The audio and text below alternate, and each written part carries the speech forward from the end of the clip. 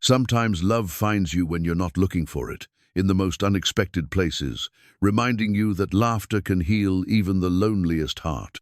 For Josie Lynn Calder, that moment came deep in the scrub-brushed woods outside Whistling Gulch, when she discovered a giant cowboy hanging upside down from a cottonwood tree, caught by his ankles in a hunting trap.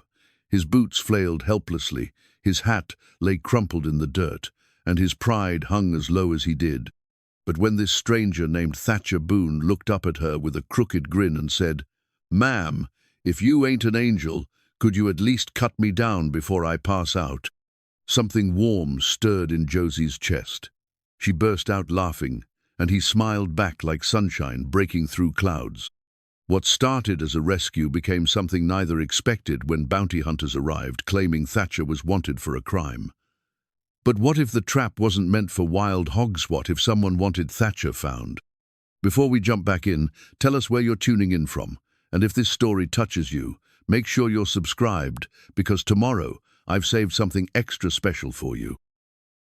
The morning sun painted the eastern hills of Whistling Gulch in shades of amber and gold, casting long shadows across the valley that Josie Lynn Calder had called home for all her 28 years.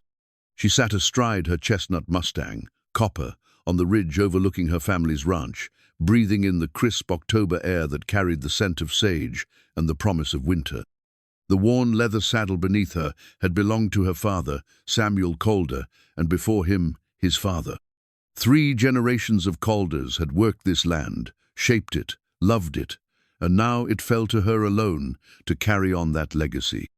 Josie adjusted her wide-brimmed hat and surveyed the spread below with the practiced eye of someone who knew every fence post, every water source, every quirk of the terrain. The Double C Ranch stretched across 1,500 acres of prime grazing land, bordered by cottonwood-lined creeks and rolling hills dotted with mesquite and juniper. It wasn't the largest spread in the territory, but it was hers, and she'd fought tooth and nail to keep it after her father's passing 3 years prior. The ranch house sat in a grove of ancient oaks, its white-painted porch and green shutters a beacon of home against the vast landscape. Smoke curled from the kitchen chimney, where Rosa Delgado, the housekeeper who'd helped raise Josie after her mother's death when she was 12, would be preparing breakfast for the hands. The barn and outbuildings clustered nearby like chicks around a hen, practical and weathered, each structure telling the story of generations of hard work and careful stewardship. "Come on, Copper," Josie murmured, pressing her heels gently against the horse's flanks. "Let's go see what mischief those cattle have gotten themselves into." As they descended toward the valley floor, Josie's thoughts turned to the challenges that seemed to multiply with each passing season. Cattle prices had dropped again, and the bank in town was making increasingly uncomfortable noises about the loan her father had taken out to modernize the operation before his sudden heart attack. She'd managed to keep current on the payments, but barely, and winter feed would strain their resources further. The sound of hoofbeats approached from behind, and Josie turned to see Jake Morrison riding up on his paint gelding. Jake had worked for the Calders for 15 years, starting as a green kid fresh from Arkansas and growing into the most reliable foreman Josie could ask for. His weathered face bore the marks of sun and wind, and his gray-streaked beard framed a mouth that was quicker to smile than to complain. "Morning, Miss Josie," Jake called, touching the brim of his hat. "Got word from Charlie that we're missing about 24 head from the north pasture. Fence looked intact when he checked yesterday evening." Josie frowned. Cattle didn't just vanish, especially not that many at once. Any sign of where they might have wandered? Charlie found some tracks heading toward the woods past Devil's Creek. Could be they spooked at something and ran. Or Jake's voice trailed off, but Josie caught his meaning. Or someone drove them off, she finished grimly. Cattle rustling had become more common in recent months, with desperate men taking advantage of isolated ranches and overworked sheriffs. "Take Tommy and Lewis with you to check the fence line again. I'll follow those tracks into the woods." Jake's expression grew concerned. "Miss Josie, you shouldn't go alone. If there's trouble—" "I can handle myself," Josie interrupted, patting the Winchester rifle secured in her saddle scabbard. Samuel Calder had taught his daughter to shoot before she could properly ride, and she'd won the county marksmanship contest 3 years running. Besides, if it's just spooked cattle, one rider can herd them back easier than a group. Jake knew better than to argue when Josie's jaw set in that particular stubborn line. He'd watched her grow from a gangly girl into a woman who could outshoot, outride, and outwork most men in the territory, but he still felt protective of the child he'd helped teach to rope and brand. At least take the dog, he compromised, whistling for Blue, a aging but still sharp-eyed border collie who'd been Samuel's constant companion. Josie smiled, the expression softening her sun-bronzed features. Fair enough. Blue could use the exercise anyway. As Jake rode off toward the ranch buildings to gather the other hands, Josie urged Copper toward Devil's Creek, named for the treacherous currents that had claimed more than one unwary traveler over the years. The creek marked the eastern boundary of Double Sea land, beyond which lay thousands of acres of untamed wilderness, where a person could disappear for days without seeing another soul. The tracks Jake had mentioned were easy enough to follow. Cattle weren't subtle creatures, and 24 of them left a trail a child could read. Josie followed the signs through the sparse grass and into the thicker vegetation near the creek, Blue trotting alongside, with his tongue lolling happily. The woods beyond the creek held a different quality of silence, deeper and more watchful than the open range. Ancient cottonwoods and post oaks created a canopy that filtered the morning light into dancing patterns on the forest floor. Josie had played in these woods as a child, knew every deer path and hidden spring, but today something felt different. The usual birdsong seemed muted, and Copper's ears kept swiveling forward as if listening for sounds only he could hear. They'd been following the trail for perhaps an hour when Josie heard it, a low, rhythmic creaking sound that didn't belong in the natural symphony of the forest. She reined Copper to a halt and listened intently, trying to place the source. Blue's hackles rose slightly, and he whined softly, looking up at Josie with intelligent brown eyes. "What is it, boy?" she whispered, dismounting and leading Copper forward on foot. The creaking grew louder as they approached a small clearing dominated by a massive cottonwood tree whose gnarled branches spread like arthritic fingers against the sky. And there, suspended upside down from one of those branches, was the largest man Josie had ever seen. He hung perhaps 8 feet off the ground, his ankles caught in what appeared to be a hunting snare designed for much smaller prey. His dark hair fell away from a face that, even viewed upside down, showed strong, honest features beneath several days' worth of stubble. His clothesa blue work shirt, leather vest, and canvas pants were dust-covered and rumpled from his ordeal, and his hat lay forlorn on the ground beneath him like a punctuation mark to his predicament. What struck Josie most, however, was not his size or his situation, but the fact that he was conscious and remarkably calm for a man in such an undignified position. When he heard her approach, he turned his head, an awkward maneuver given his orientation, and fixed her with eyes the color of summer sky. "Well now," he said, his voice carrying a slight drawl that spoke of places farther south, "this is either the answer to my prayers, or I've finally lost what little sense I had left." Josie found herself fighting back a smile. "Are you hurt?" "Only my pride, ma'am, and that's been through worse." He attempted something that might have been a shrug, though the effect was lost in his current position. "Though I'll admit the blood's been rushing to my head for a spell now, and I'm starting to see spots that ain't there." "How long have you been hanging there?" Josie asked, moving closer to examine the snare. It was professionally made, she noted, with heavy rope and a trigger mechanism more sophisticated than anything a casual trapper would use. "Since before dawn, best I can figure. Was tracking a wounded boar through the dark fool thing to do. I know, and stepped right into this contraption." He managed to gesture vaguely at the trap with one large hand. "Name's Thatcher Boone, by the way, and you'd be my guardian angel, I'm hoping." Despite the seriousness of the situation, Josie felt laughter bubbling up in her chest. There was something about his matter-of-fact acceptance of his circumstances, combined with the polite formality of his introduction while hanging upside down like a possum, that struck her as wonderfully absurd. Josie Calder, she replied, already reaching for the knife at her belt. And I'm no angel, Mr. Boone, but I can cut rope well enough. Ma'am, if you ain't an angel, could you at least cut me down before I pass out? Thatcher asked, and despite his predicament, his eyes crinkled with humor. I'd hate to meet a lady as pretty as you while unconscious. The laughter Josie had been suppressing finally escaped, bright and genuine in the quiet forest. You certainly know how to make an impression, Mr. Boone. Not exactly the impression I was aiming for, Thatcher admitted with a rueful grin that transformed his entire face, softening the harsh planes and making him look younger, more approachable. As Josie worked to cut him down carefully, so he wouldn't crash to the ground like a felled trees, he found herself studying this stranger who'd quite literally dropped into her mourning.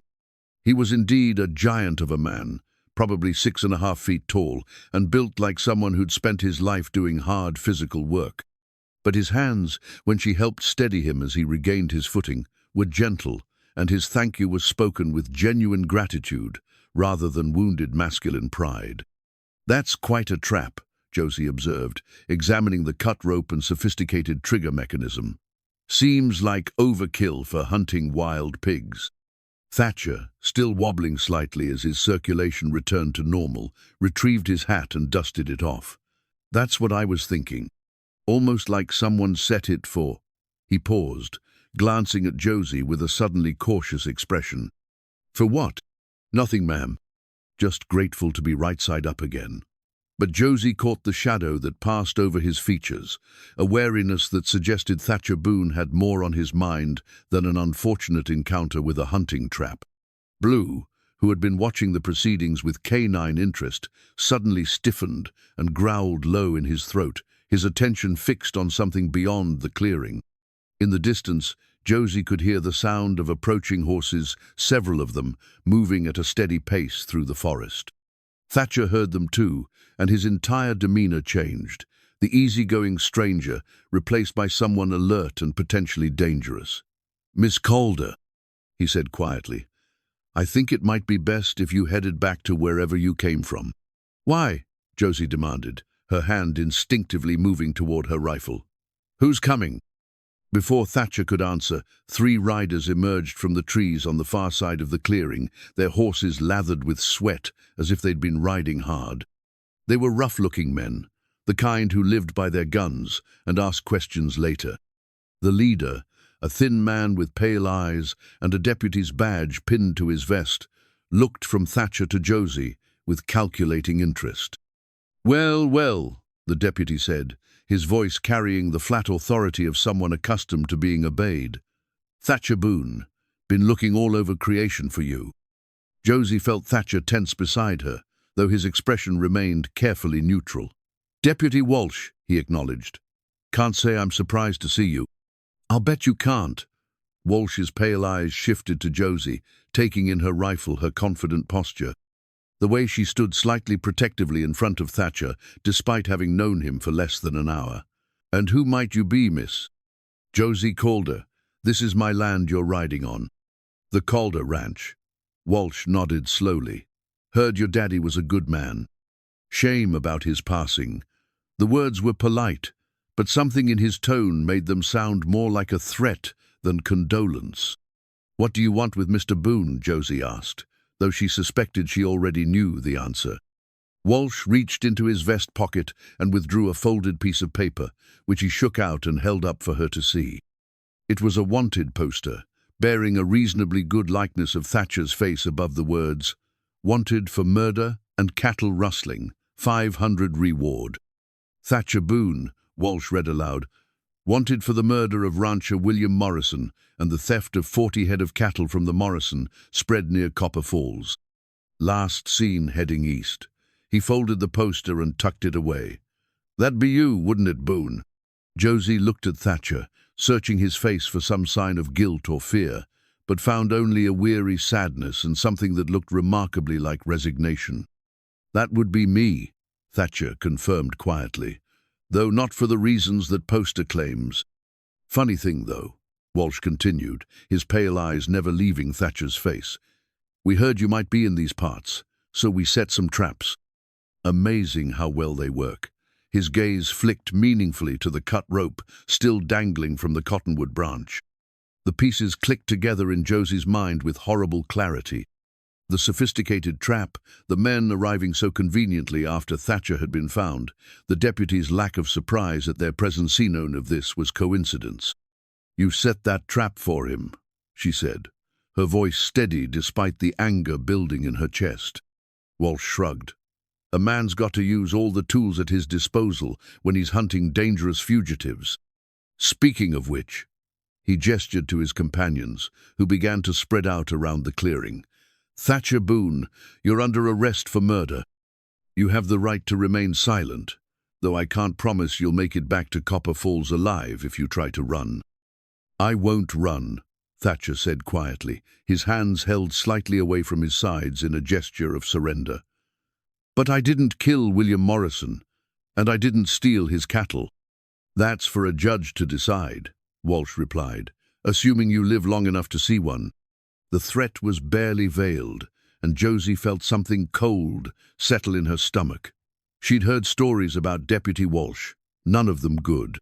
Men who rode with him had a tendency to resist arrest in fatal ways, and witnesses to those incidents were scarce on the ground. "He's under my protection," Josie heard herself say, surprised by the steel in her own voice. Walsh's eyebrows rose mockingly. "Your protection? Miss Calder, this man is a wanted killer. You don't know what you're getting yourself into." "Maybe not," Josie replied, stepping closer to Thatcher. "But I know right from wrong when I see it, and I know when someone's being railroaded." The clearing fell silent except for the nervous shifting of horses and the distant call of a hawk circling overhead.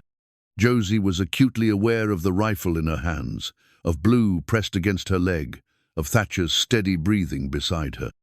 Most of all, she was aware of the choice. She was making a choice that would change everything that came after. "Miss Calder," Thatcher said softly, "you don't need to." "Yes, I do," she interrupted, never taking her eyes off Deputy Walsh. "This is my land, and you're my guest. That makes this my business."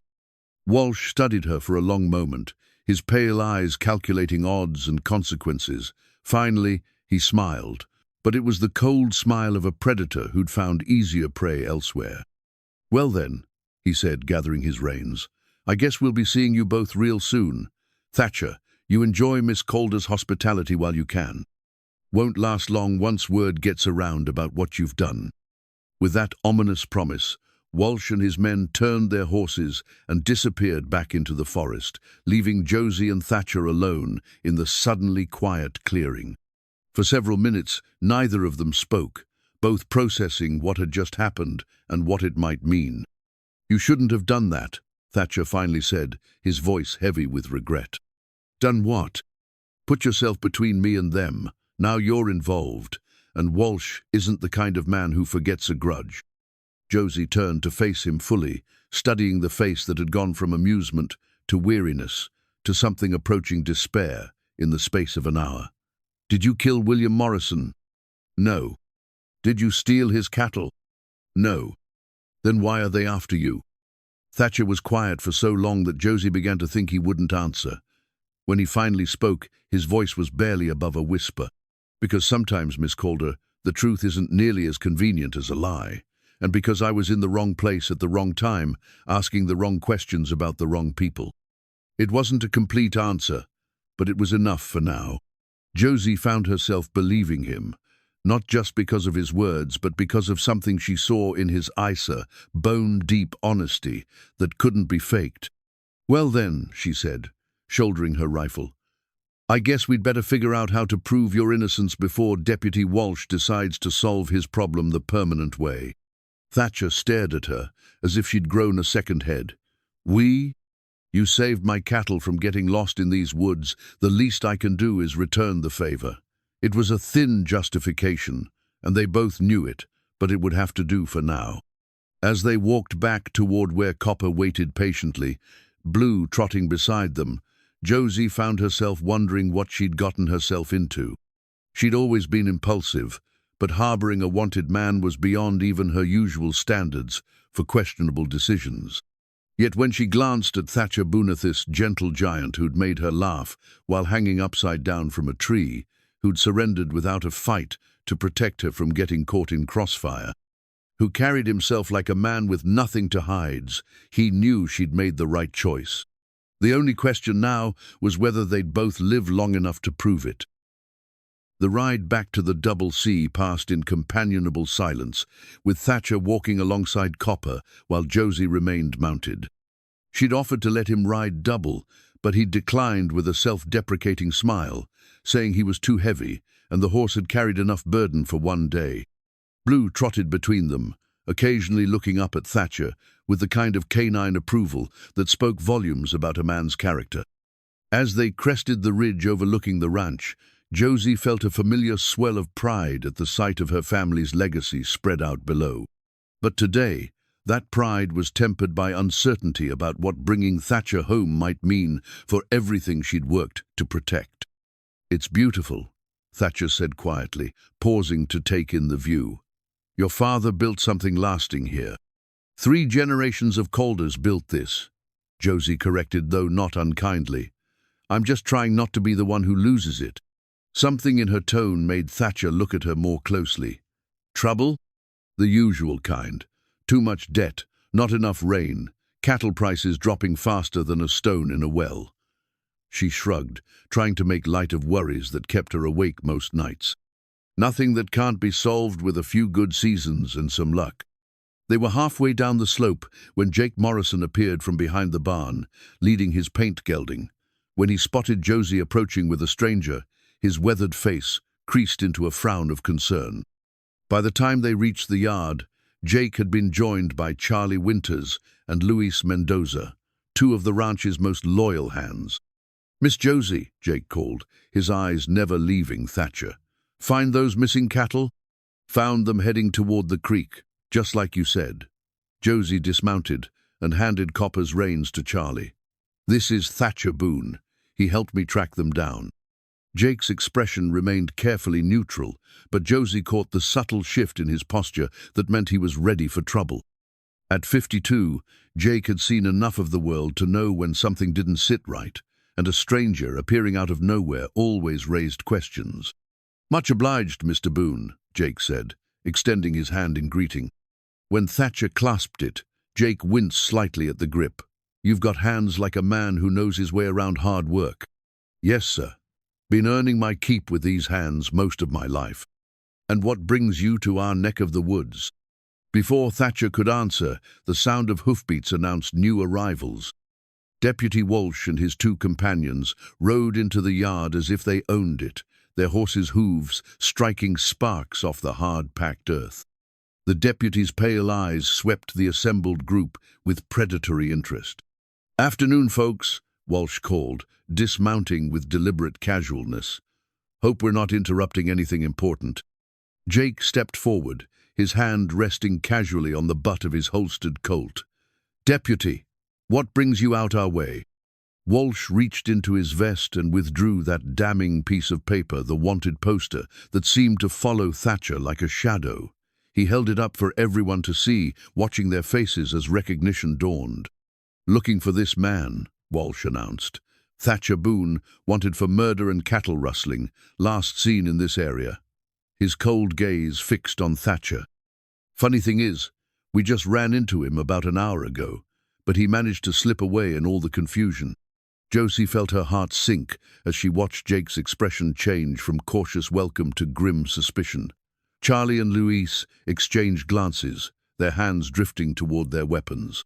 These men had followed her father through drought and flood, had helped raise her after her mother's death, and their loyalty to the Calder family was absolute. But harboring a wanted killer was asking too much of even the strongest bonds. "That true, Mr. Boone?" Jake asked quietly. "You wanted for murder?" Thatcher stood perfectly still, his hands visible and empty, making no threatening moves, despite being outnumbered 6-1.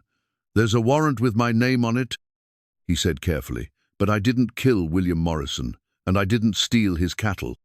"Course that's what you'd say," one of Walsh's men sneered. "Every killer claims he's innocent." "Some of them actually are," Josie interjected, stepping closer to Thatcher. The movement wasn't lost on anyone present. She was choosing sides, and everyone knew it. Walsh's smile was thin and cold. "Miss Calder, you seem like a sensible woman. Surely you don't want to harbor a dangerous fugitive on your property. Think about what that might do to your reputation in town, to your business relationships." The threat was subtle but unmistakable. In a community where a person's word was their bond, being associated with criminal activity could destroy everything Josie had worked to preserve. She felt the weight of generations of Calder integrity pressing down on her shoulders. "Jake," she said quietly, "what do you think?" Jake Morrison had known Josie since she was knee-high to a grasshopper, had watched her grow from a wild-haired tomboy into a woman who could run a ranch as well as any man in the territory. He'd also learned to read people in his 52 years, and something about this whole situation struck him as wrong. "I think," Jake said slowly, "that a man who'd helped track down missing cattle and then come home for supper isn't acting much like someone with murder on his conscience." Walsh's eyes narrowed. "You're making a mistake, Morrison, all of you. This man is dangerous. Dangerous enough that you had to set a trap for him instead of facing him straight up," Josie asked sweetly. The deputy's face flushed with anger. "I don't know what you're talking about.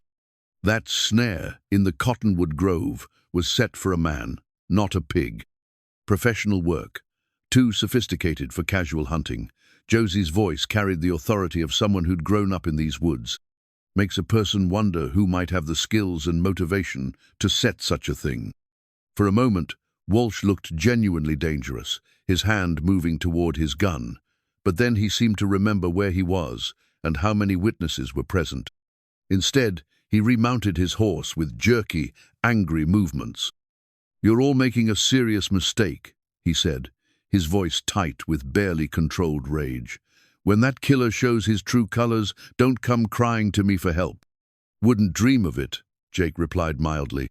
Walsh wheeled his horse around and spurred it toward the gate, his companions following. But before they reached the property line, he turned back for one final warning. "Enjoy your new hand, Miss Calder, but don't get too attached. Men like Boone don't stick around long one way or another." After the sound of hoofbeats faded, the yard fell into an uncomfortable silence. Charlie and Lewis looked uncertain, caught between loyalty to Josie and the natural fear of being associated with a wanted man. Jake stood with his arms crossed, studying Thatcher with the intensity of someone trying to solve a puzzle. "Well," Jake finally said, "I reckon if Miss Josie vouches for you, that's good enough for me. But I'd like to hear your side of this story." Thatcher looked around the circle of faces, some friendly, some suspicious, all waiting for answers. "It's not a pretty tale." "Most true ones aren't," Josie said gently. Thatcher took a deep breath and began. "William Morrison was a good man, ran an honest operation up near Copper Falls. About 2 months ago, he started losing cattle no to rustlers, exactly, but to what looked like legal sales.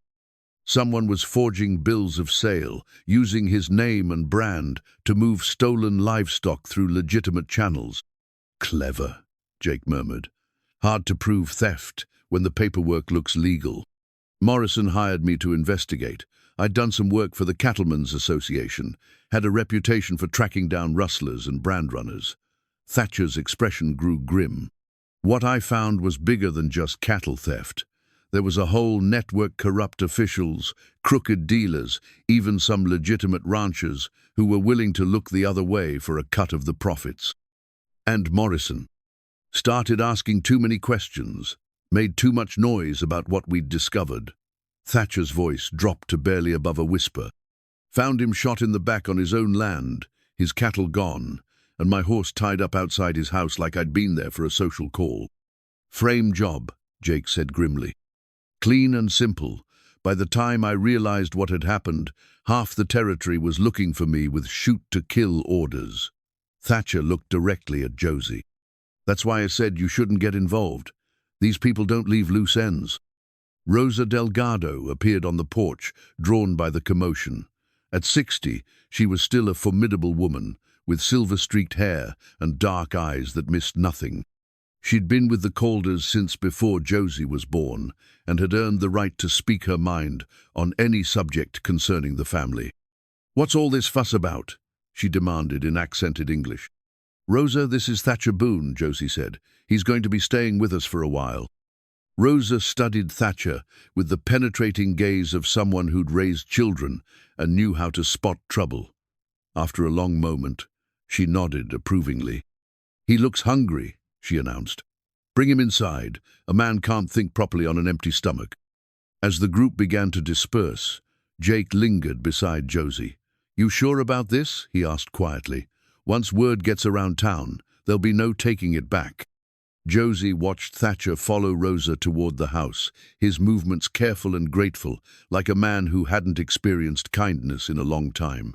"I'm sure, Jake. There's something about him he could have run when Walsh showed up, could have used me as a hostage or bargaining chip. Instead, he was ready to surrender to protect me from getting caught in the middle. Could be an act. Could be, but I don't think so." She turned to meet Jake's worried gaze. "My father always said, the measure of a man isn't what he does when people are watching, but what he does when he thinks nobody will ever know. Thatcher thought he was going to die hanging from that tree, but when I found him, he was polite and grateful, and even tried to make me laugh. That's not the kind of thing a killer does." Jake sighed, recognizing the stubborn set of Josie's jaw that meant further argument was pointless. "Well then, I guess we'd better figure out how to keep you both alive long enough to prove his innocence." As they walked toward the house, Josie reflected on how quickly her quiet morning had transformed into something that could either save an innocent man or destroy everything her family had built. But looking at the wanted poster that Walsh had left behind, crumpled now and blowing across the yard in the evening breezes, he knew she'd made the only choice her conscience would allow. The real question was whether conscience would be enough to keep them all from paying the ultimate price for doing what was right. Rosa Delgado's kitchen had always been the heart of the Double C Ranch, and tonight it seemed to wrap around Thatcher Boone like a warm embrace. The long oak table that had served 3 generations of Calders was set for supper, with Rosa's famous cornbread cooling on the sideboard and the rich aroma of beef stew filling the air. Thatcher sat across from Josie, his large frame making the sturdy chair look delicate, while Jake occupied his usual spot at the head of the table. "Eat," Rosa commanded, ladling another generous portion into Thatcher's bowl. "You're too skinny for such a big man." Thatcher smiled, the first genuine smile Josie had seen from him since the encounter with Deputy Walsh. "Yes, ma'am. This is the finest meal I've had in months." "Where have you been staying?" Josie asked, studying his weathered clothes and the tired lines around his eyes. "Here and there, sleeping rough mostly, trying to stay ahead of the bounty hunters." Thatcher broke off a piece of cornbread, savoring it like a man who'd forgotten what home cooking tasted like. "Hard to find folks willing to help a wanted man, and I don't blame them for it." Jake set down his coffee cup with deliberate care. "Tell me about this network you mentioned. How deep does it run?" Thatcher was quiet for a moment, clearly weighing how much to reveal. Finally, he reached into his vest pocket and withdrew a small, worn objector, hand-carved wooden cross, no bigger than his thumb, with intricate knotwork along its edges.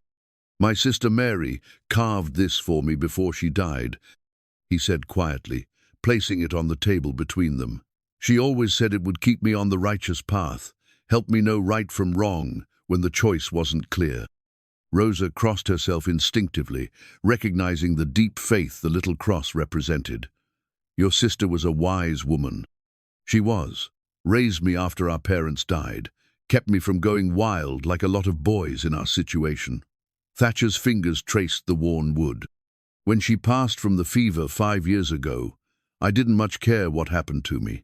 Started drifting, taking jobs that paid well and didn't ask too many questions." "That's how you ended up working for Morrison?" Josie guessed.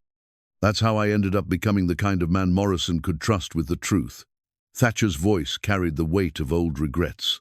"See, I'd developed a reputation for discretion. Cattle buyers and ranch owners started hiring me to investigate problems they couldn't take to the law there because the law was corrupt or because they needed answers that wouldn't end up in court records." Jake leaned forward, his interest clearly piqued. You're saying Morrison wasn't the first to have this problem? Not by a long shot. I'd worked similar cases in 3 other territories over the past 2 years. Always the same pattern: legitimate ranchers losing cattle to forged sales, corrupt officials looking the other way, and anyone who asked too many questions ending up dead or disappeared. How many people are we talking about? Josie asked, though she wasn't sure she wanted to know the answer. At least a dozen that I know of, probably more. But here's the thing that makes this different. Thatcher picked up the cross, turning it over in his calloused hands. All the previous cases, the operations were small-scale, local. What Morrison uncovered was bigger. Someone's been coordinating all these smaller networks, building something that spans multiple territories. Rosa muttered something in Spanish that Josie was fairly certain wasn't suitable for polite company. Jake's expression had grown increasingly grim as the implications sank in. "You're talking about organized crime," Jake said flatly. "The kind that has enough money and influence to buy judges and sheriffs. And enough reach to make sure witnesses don't live to testify," Thatcher confirmed. "That's why I've been running instead of trying to clear my name through legal channels. The people behind this have too much invested to let one inconvenient witness bring it all down." Josie felt a chill that had nothing to do with the evening air. "And now you've brought that here." "I'm sorry," Thatcher said immediately. "I never meant for you to get involved. When I stepped into that trap this morning, I thought I was finally done running. Figured I'd rather die in these woods than spend the rest of my life looking over my shoulder." "But you didn't die," Rosa pointed out with practical firmness. "God sent you an angel instead." "I'm no angel," Josie protested, the same words she'd spoken that morning. "No," Thatcher agreed, his blue eyes warm with something that made Josie's heart skip.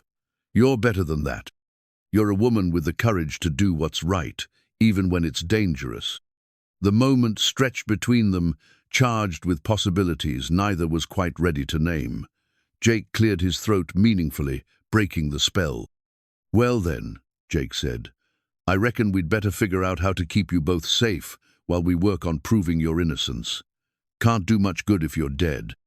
"I won't put this family in danger," Thatcher said firmly, "if staying here means bringing trouble down on your heads." "You let us worry about that," Josie interrupted. "This ranch has weathered everything from Indian raids to drought to cattle wars. We know how to take care of our own." "But I'm not your own," Thatcher pointed out quietly. Rosa snorted dismissively. "You ate at our table. You're our own now, whether you like it or not." Despite the seriousness of the situation, Josie found herself smiling at Rosa's matter-of-fact declaration. The older woman had a way of cutting through complications with simple truths that left little room for argument. "What about the missing cattle?" Jake asked, ever practical. "Were they part of this larger operation?" "Could be," Thatcher admitted. "The timing's suspicious. Whoa, dozen head disappearing right before I show up in the area. Could be someone's trying to make it look like I'm still actively rustling. Or could be they wanted to draw you out into the open," Josie suggested. "Get you away from town, away from witnesses." "That trap wasn't set by accident," Jake agreed grimly. "Someone knew you'd be tracking through those woods." Thatcher nodded slowly. "Which means someone's been watching, waiting for the right moment to spring it. The question is, how long have they known I was in the area?" As if summoned by their worried conversation, Blue appeared at the kitchen door, his hackles raised and a low growl rumbling in his throat. Jake was on his feet instantly, his hand on his gun. "Company coming," he announced tersely. They could all hear it now, the sound of multiple horses approaching at a steady pace. Not the frantic gallop of men in a hurry, but the deliberate advance of people who had all the time in the world and knew exactly where they were going. "How many?" Josie asked, already reaching for her rifle. Jake peered through the window, counting the shadows moving against the moonlit yard. 6, maybe 7, too many to be friendly visitors. Thatcher rose from the table, his entire demeanor shifting from grateful guest to dangerous man. "This is my fault. They followed me here." "Doesn't matter whose fault it is," Josie said firmly. "What matters is what we do about it." Rosa was already moving, gathering the supper dishes with practiced efficiency. She'd lived through enough trouble to know that whatever was coming, they'd face it better with clear surfaces and no unnecessary distractions. "The root cellar," she suggested quietly. "Mr. Thatcher could hide there while—" "No," Thatcher's voice was flat and final. "I won't hide behind women's skirts while good people face danger because of me." Outside, the horses had stopped in the yard. Josie could see dark figures dismounting, spreading out around the house with military precision.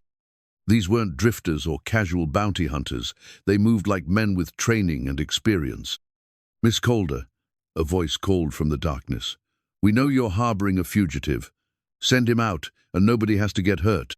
It wasn't Deputy Walsh this time. The voice belonged to someone with authority and the kind of confidence that came from knowing the odds were on his side. Josie looked at Thatcher, seeing in his face the same determination she felt in her own heart. Whatever came next, they'd face it together. "What do you want to do?" she asked quietly. Thatcher picked up the little wooden cross from the table and slipped it back into his vest pocket, right over his heart. "I want to trust that your sister was right about keeping me on the righteous path," he said, "even if it gets us all killed." Outside, the voice called again, with less patience this time. The real test was about to begin. "We're not sending anyone out," Josie called back through the window, her voice carrying across the moonlit yard with quiet authority. "This is private property, and you're trespassing." A harsh laugh echoed from the darkness. "Private property doesn't mean much when you're harboring killers, Miss Calder. We're here on official business." Jake had positioned himself at the front window, his rifle ready. "I count 7, he whispered. "They've got the house surrounded." Thatcher moved to the back window, peering through the curtains at the shadows positioned near the barn and outbuildings.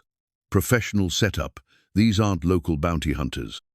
"Who do you think they are?" Josie asked, checking her own Winchester. "The kind of men who clean up loose ends for people with too much to lose," Thatcher replied grimly. Rosa had finished clearing the table and now stood beside the massive oak sideboard that had belonged to Josie's great-grandmother. Without warning, she began pushing the heavy piece of furniture aside, revealing a small alcove behind it. "Hidden space," she explained quietly. "Samuel built it during the Apache troubles, big enough for one person." "I told you I won't hide," Thatcher began, but Rosa silenced him with a sharp look. "Not for hiding," she said firmly, "for keeping something safe." From the hidden alcove, she withdrew a battered leather pouch, its surface darkened with age. "Your father kept this here," she told Josie.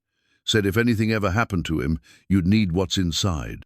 Josie took the pouch with trembling fingers, feeling the weight of papers within. She'd never seen it before, never known her father had kept secrets in the family home. "Not now," Thatcher said urgently as she started to open it. "First, we deal with our immediate problem." The voice outside called again, closer now. "You've got 1 minute to send Boone out, Miss Calder. After that, we come in and get him ourselves." "Like hell you will," Jake muttered, adjusting his grip on his rifle. Thatcher looked around the kitchen, his tactical mind assessing their situation. 3 defenders in a wooden house against 7 attackers with unknown weapons and military training. The odds weren't encouraging. "There might be another way," he said slowly. "If I can get to the barn without being seen, I could circle around behind them, create enough confusion for you to get clear." "We're not running," Josie said firmly. "Josie." "No." She stepped closer to him, close enough to see the flecks of gold in his blue eyes. "I've spent my whole life on this ranch. My father died defending it, and my grandfather before him. I won't be the first Calder to run when trouble comes calling."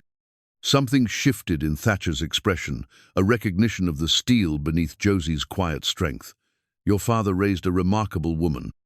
"He raised a stubborn woman," Rosa corrected with grim humor, "just like her mother." The moment was broken by the sound of breaking glass from the front parlor. Someone had thrown something through the window not to enter, but to announce that negotiations were over. "Time's up," the voice called. "We're coming in." Jake moved toward the kitchen door that led to the main house. "I'll hold the front. Rosa, take Josie and get to the root cellar." "I'm not leaving," Josie protested. "And I'm not leaving them," Thatcher added. Rosa threw her hands up in exasperation. "Stubborn, all of you. Fine, we make our stand here, together. But if we die, I'm haunting all of you for eternity." Despite the danger, Josie found herself smiling. Deal.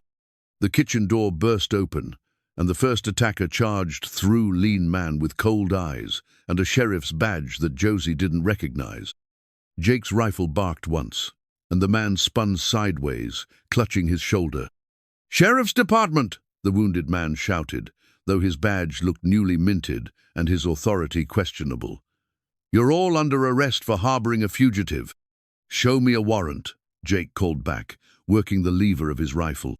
More men poured through the front of the house, and the kitchen exploded into chaos. Thatcher grabbed the heavy oak table and overturned it, creating a makeshift barricade. Josie crouched behind it, her Winchester ready, while Rosa disappeared into her pantry and emerged with a double-barreled shotgun that looked like it had seen service in the Civil War. "Samuel taught me to shoot too," she said grimly, breaking open the weapon to check its loads. The first real exchange of gunfire lit up the kitchen like deadly lightning. Josie put a bullet through the doorframe inches from an attacker's head, causing him to dive for cover behind the stove. Jake's rifle spoke again from his position near the window, and another cry of pain echoed from the front room. "You're only making this harder on yourselves," the leader shouted from somewhere in the house. "Surrender now, and we'll make it quick." "Kind offer," Thatcher called back, his voice steady despite the bullets whining overhead. "But we'll pass." In the brief lull that followed, Josie noticed something glinting around Thatcher's neck, a thin silver chain that had worked loose from beneath his shirt collar. Hanging from it was a small, heart-shaped locket, its surface worn smooth by years of handling. "What's that?" she asked, nodding toward the locket. Thatcher's hand went instinctively to his throat, tucking the chain back beneath his shirt. "Nothing important, just—" A bullet splintered the wood above their heads, cutting off his explanation. But Josie had seen his expression change, seen the flash of pain that crossed his features at her question. "Not nothing," she said quietly, reloading her rifle with practiced speed. "Tell me." "My sister," Thatcher admitted, his voice barely audible above the sounds of the gun battle. "Her photograph. It's all I have left of her." The simple honesty of his words hit Josie harder than she'd expected. Here was this giant of a man, tough enough to survive months on the run from professional killers, yet he carried his sister's picture next to his heart like a talisman against the darkness of the world. "She'd be proud of you," Josie said, squeezing off another shot at a shadow moving past the window. "Standing up for what's right, even when it's dangerous." "She'd tell me I was a fool for getting you involved," Thatcher replied, but there was warmth in his voice that hadn't been there before. Rosa's shotgun boomed like thunder, and they heard a man curse creatively from the direction of the back door. "Nobody comes into my kitchen uninvited," she announced with satisfaction. The attack continued for what felt like hours, but was probably only minutes. The kitchen filled with gun smoke and the acrid smell of burned gunpowder. Furniture splintered under the impact of bullets, and the walls showed the scars of the running battle.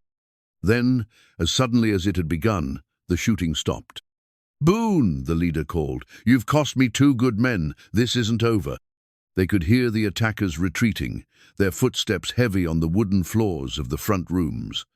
Outside, horses stamped and snorted as the men mounted up. "We'll be back," the voice promised. "Next time, we won't be so polite about it." The sound of hoofbeats faded into the night, leaving behind only the ringing in their ears and the smell of battle. Jake emerged from his position at the front window, favoring his left arm where a bullet had grazed him. "Everyone all right?" he asked, surveying the damage to Rosa's once pristine kitchen. "We're alive," Josie replied, helping Rosa right an overturned chair.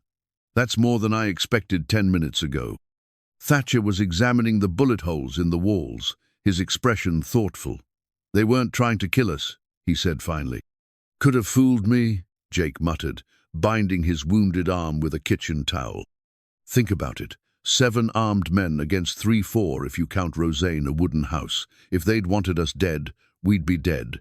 Thatcher turned to face them, his blue eyes serious. This was a warning. They wanted to show us what they could do, make us understand the consequences of protecting me. Well, Josie said, reloading her rifle with steady hands, I hope they understand the consequences of threatening my family. As she spoke, she realized the truth of her words. Somewhere between finding Thatcher hanging from that tree and standing beside him in a gun battle, he'd become more than just a stranger she was helping. He'd become someone worth fighting for, someone who made her laugh and think and feel things she'd thought she'd given up on. The question was whether they'd both live long enough to explore what that might mean. Outside, Blue began barking again, but this time his tone was different, welcoming rather than warning. More riders were approaching, but these were friends. That'll be Charlie and Louis, Jake said, recognizing the distinctive rhythm of their horses' hoofbeats. They must have heard the shooting. As the ranch hands rode into the yard, calling out to make sure everyone was safe, Josie found herself looking at Thatcher with new eyes. The locket resting against his heart, the wooden cross in his vest pocket, the way he'd stood ready to die rather than let harm come to people who'd shown him kindness. All of it painted a picture of a man worth believing in. The only question now was whether believing would be enough to keep them all alive. Dawn broke grey and somber over the Double C Ranch, revealing the full extent of the previous night's damage. Bullet holes pocked the kitchen walls like deadly freckles, and Rosa's prized china cabinet bore the scars of the gun battle. But it was the blood-stained bandana that Thatcher found tucked behind the overturned stove that truly caught everyone's attention. This doesn't belong to any of us, Josie said, examining the faded blue fabric. The bandana was old, well-worn, and bore the distinctive smell of tobacco and leather that spoke of long trails and hard living. Jake peered over her shoulder, his wounded arm bound in a proper sling now that Charlie had fetched the medical supplies from the barn. One of the attackers must have dropped it in the confusion. Thatcher took the bandana, studying it with the intensity of a man who'd learned to read stories in the smallest details. There's something else, he said quietly, pointing to a dark stain along one edge. This isn't fresh blood. It's old, set deep into the fabric. How old? Josie asked, though she suspected she didn't want to know the answer. Hard to say for certain, but if I had to guess. Thatcher held the fabric up to the morning light, examining the way the stain had spread and faded. Months, maybe longer. This came from a serious wound, the kind that bleeds heavy and doesn't stop easy. Rosa crossed herself instinctively. You think it's from the Morrison killing? Could be, or one of the other murders connected to this cattle ring. Thatcher folded the bandana carefully, treating it like the evidence it might prove to be. Either way, it's not something a careful man would leave behind by accident. Charlie Winters, who'd been unusually quiet since arriving to find the ranch shot up, finally spoke. Maybe it wasn't an accident. Maybe someone wanted us to find it. All eyes turned to the youngest of the ranch hands, a 23-year-old cowboy who was better with horses than he was with words. Charlie rarely offered opinions on anything more complicated than the weather, which made his observation all the more significant. What do you mean? Josie asked. Charlie shifted uncomfortably under their collective attention. Well, Miss Josie, I've been thinking about what happened last night. 7 armed men, professional-like, and they didn't manage to kill anybody? Jake's right. They weren't trying real hard to put us in the ground. So you think they left this on purpose? Thatcher held up the bandana. Maybe, or maybe someone else did. Charlie's young face was serious beyond his years. Someone who wanted us to have evidence but couldn't risk being seen giving it to us directly. The implications of Charlie's theory settled over the group like morning fog. If he was right, it meant they had an ally somewhere in the enemy camp, someone willing to take enormous risks to help prove Thatcher's innocence. We need to get this to someone who can examine it properly, Josie said, taking charge as she always did when situations grew complicated. Someone with the knowledge and equipment to tell us what we're really looking at. Doc Henley in town might be able to help, Louis suggested. He's got that fancy microscope he ordered from back east, uses it to look at blood samples and such. Jake shook his head grimly. Doc Henley's a good man, but he's also cautious. Soon as we walk into town with a wanted man and ask him to examine evidence from a crime scene, he'll feel duty-bound to notify the authorities." "Which authorities?" Thatcher asked pointedly. "The honest ones, or the ones trying to kill us?" It was a fair question, and one that highlighted their precarious position. In a territory where corruption ran deep and badges could be bought, knowing who to trust became a matter of life and death. "There might be another option," Josie said slowly, remembering something her father had mentioned years ago. "Doc Henley isn't the only one in the territory with medical training. There's a woman about 30 miles north of here, Sarah Mitchell. Used to be an army surgeon before she retired to a small practice. My father said she was the best combat medic he'd ever seen." "Combat medic would know about blood evidence," Thatcher agreed. "Question is, can we trust her?" "Only one way to find out," Josie replied, but her tone suggested she'd already made up her mind. Rosa appeared in the kitchen doorway, surveying the damage with a housekeeper's eye for detail. "Before anyone goes anywhere, you need to eat," she announced with characteristic authority. "Can't fight a war on empty stomachs." As Rosa began preparing breakfast around the bullet holes and overturned furniture, Jake pulled Thatcher aside for a private conversation. Josie watched them from the corner of her eye, noting the serious expressions and hushed tones that suggested important matters were being discussed. "What do you really think our chances are?" Jake asked quietly. Thatcher was silent for a long moment, staring out at the morning landscape where everything looked peaceful and normal, despite the violence that had visited them in the darkness. "Honestly, if we play this straight, try to work within the system, we're all dead within a week. These people have too much money and influence to let us survive as witnesses. And if we don't play it straight, then we're outlaws, same as they are. But at least we'd be outlaws with a chance of living long enough to prove the truth." Jake nodded slowly, understanding the choice they faced. "Miss Josie's not going to like hearing that. Miss Josie's going to have to face reality," Thatcher replied. "This isn't a fairy tale where right always wins over might. Sometimes good people have to do questionable things to survive long enough to do the right thing." Their conversation was interrupted by the arrival of another visitor, this one announced by Blue's welcoming bark rather than his warning growl. A lone rider approached the ranch house, moving slowly with his hands clearly visible. As he drew closer, they could see it was Tom Brady, the owner of the neighboring Lazy Bee Ranch and one of Samuel Calder's oldest friends. Tom was a man in his 60s, weathered by decades of hard ranch work, but still straight-backed and clear-eyed. He dismounted with the careful movements of someone whose joints protested the cold morning air, and approached the group with obvious concern. "Heard there was trouble out here last night," he said without preamble. "Came to see if you folks needed help." "Thank you, Tom," Josie replied warmly. "We're all right, mostly. How much have you heard?" "Enough to know you're harboring a wanted man and that someone shot up your kitchen over it." Tom's weathered face was grave. "Also heard that Deputy Walsh is telling anyone who'll listen that Thatcher Boone is a cold-blooded killer who seduced you into helping him." Josie felt heat rise in her cheeks, but it was anger rather than embarrassment. "Is that what people believe?" "Some do. Others remember what kind of man your father was and figure his daughter wouldn't be taken in by a smooth-talking desperado." Tom's eyes found Thatcher, studying him with the measuring gaze of someone who'd learned to judge character quickly and accurately.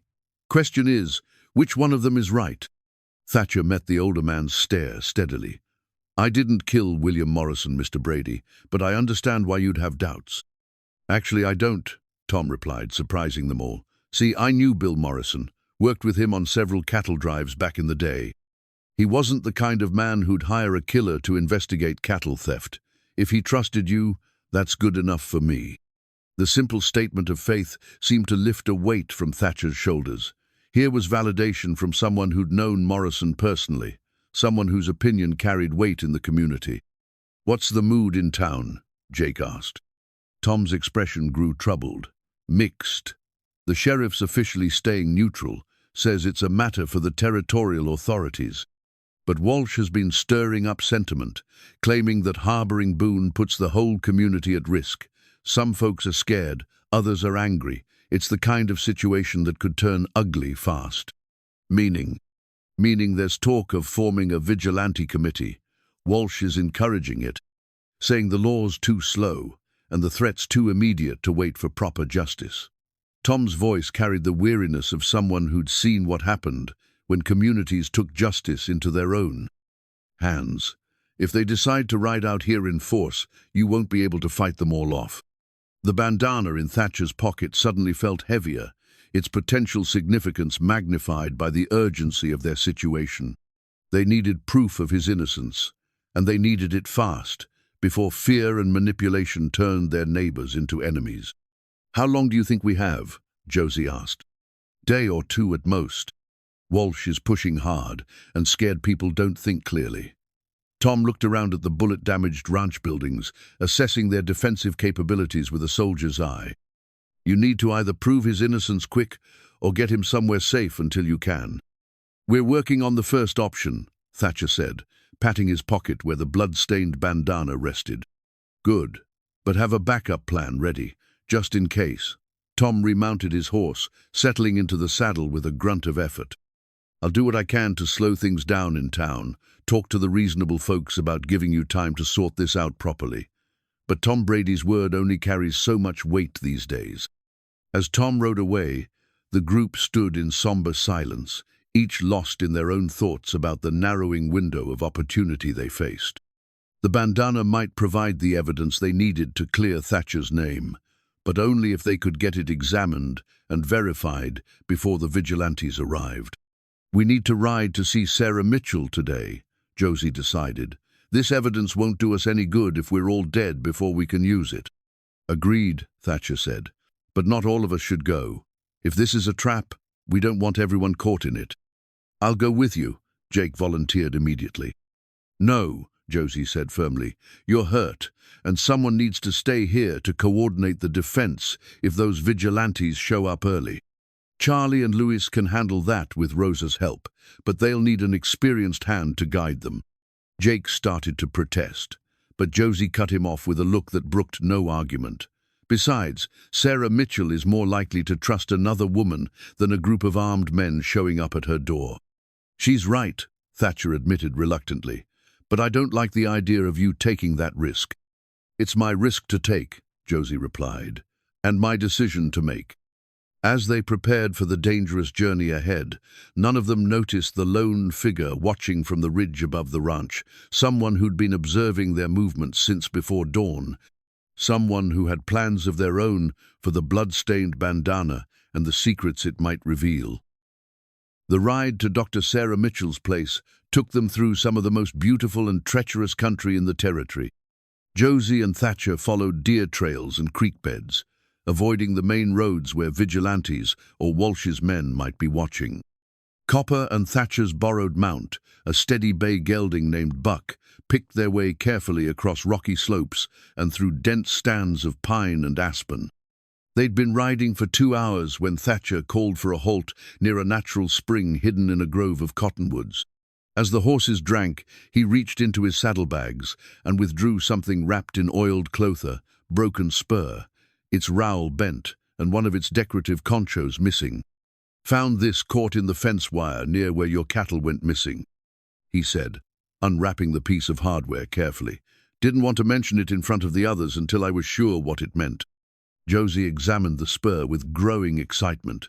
It was distinctive work, Spanish silver, with intricate engraving that spoke of Mexico or the deep Southwest. More importantly, it wasn't the kind of equipment any of the local ranchers would wear. "This doesn't belong to anyone from around here," she said with certainty. "My father taught me to recognize every brand and every style of tack in 3 counties. This is from somewhere else entirely." "That's what I was thinking. Question is, did it come from whoever drove off your cattle or from someone who was tracking them?" Thatcher rewrapped the spur carefully. "Either way, it's another piece of evidence that doesn't match the story Walsh is telling." As they prepared to resume their journey, Josie found herself studying Thatcher's profile in the dappled sunlight. The strong jaw, the laugh lines around his eyes, The way he sat his horse like a man born to the saddle, everything about him spoke of competence and quiet strength.